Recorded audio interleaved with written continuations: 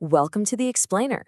Today, we're diving into the brilliant work of Daniel Kahneman to uncover the hidden machinery of your mind. We're going to meet these two characters that are constantly battling for control inside your brain, and you often don't even realize it's happening.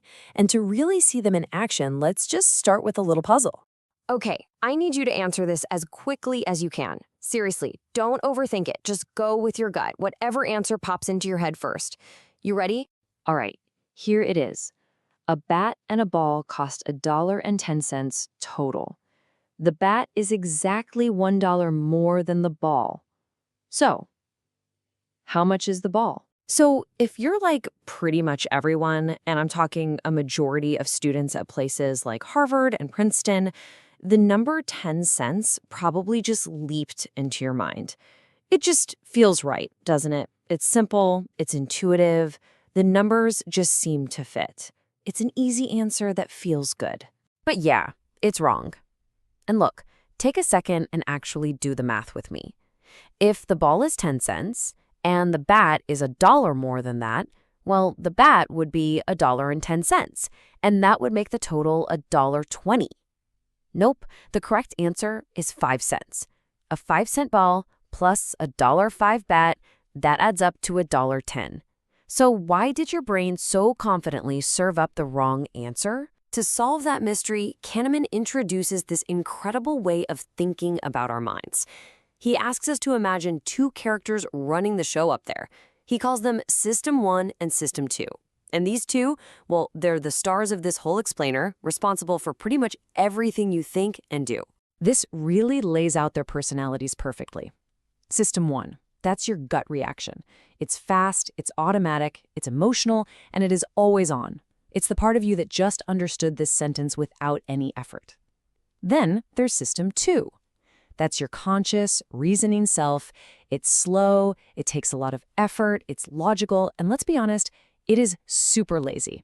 It's the system you had to wake up to actually check the math on that bat and ball problem. And here's the really critical part. You can't just decide to shut System 1 down. It's always running.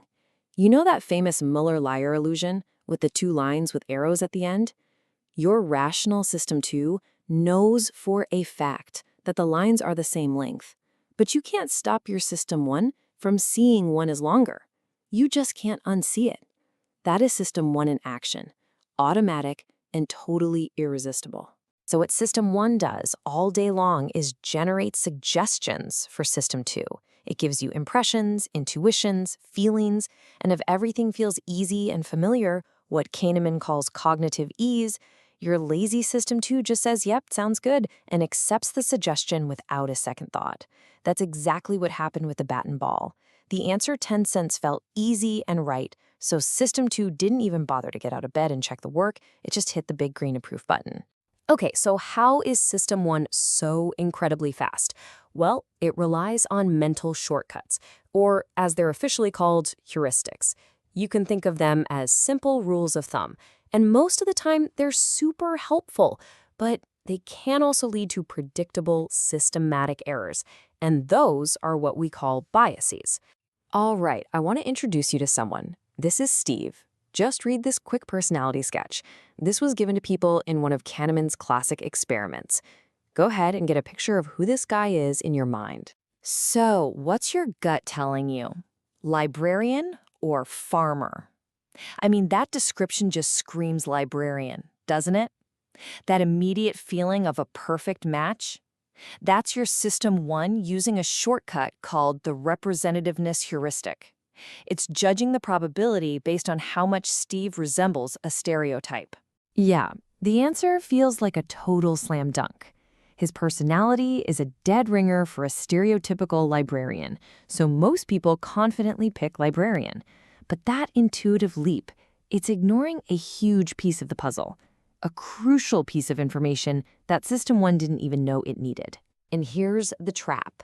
This number changes everything. You see, in the United States, there are more than 20 male farmers for every one male librarian.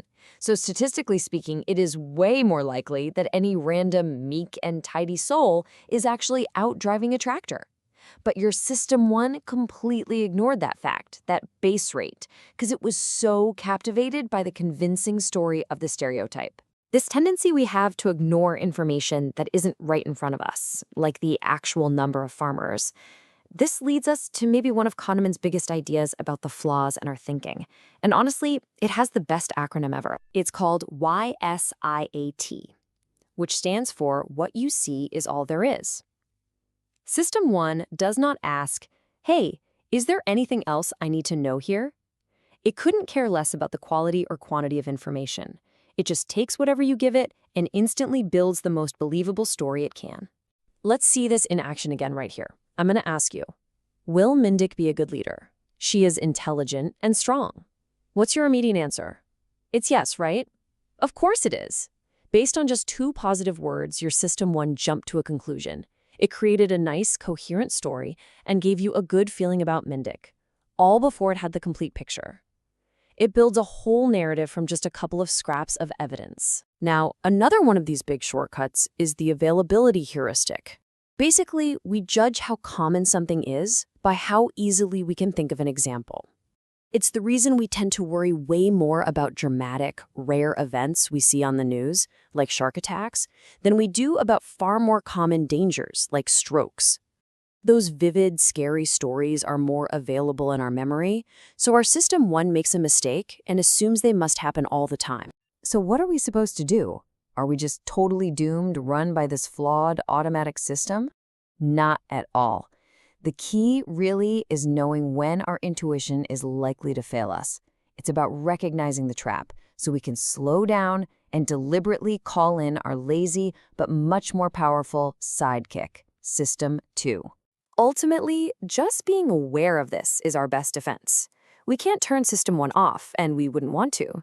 But by understanding its patterns, its love for easy answers, its YCRT blindness, we can start to recognize when our gut might be leading us astray. It's all about learning to hit pause and ask that crucial question, what am I not seeing?